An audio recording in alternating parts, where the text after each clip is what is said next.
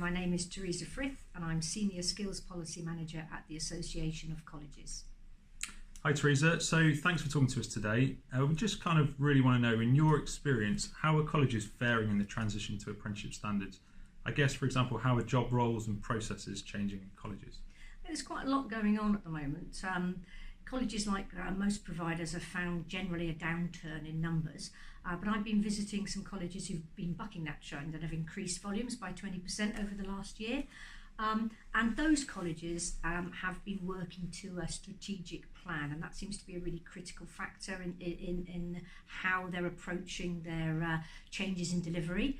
The transition period is throwing up its own challenges. Again, I don't think colleges are seeing different challenges from other providers.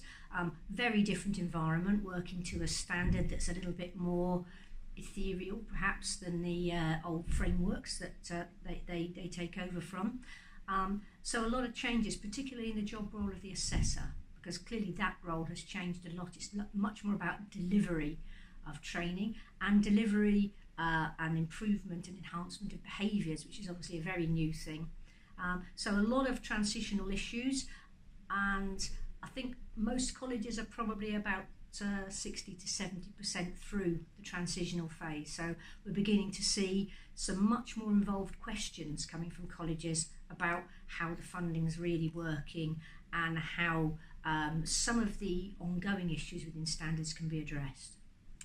Okay, that's great. So I guess just sort of delving a little bit deeper then, in terms of emerging good practice that you're starting to see, is there anything in particular where people are preparing the apprentices for gateway and endpoint assessment better than they might have been beforehand? Yeah, I think some of the discussions I've had with those successful colleges have really been, they have really taken on board the need to start looking at the end at the very beginning.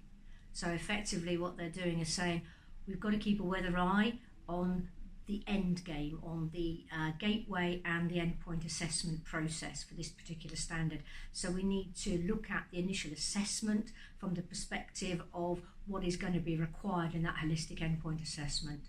So there's a lot of work going on to make sure that happens. So effectively then the initial assessment has become an incredibly important tool in the process of assessing progression, because it gives you the clear starting point.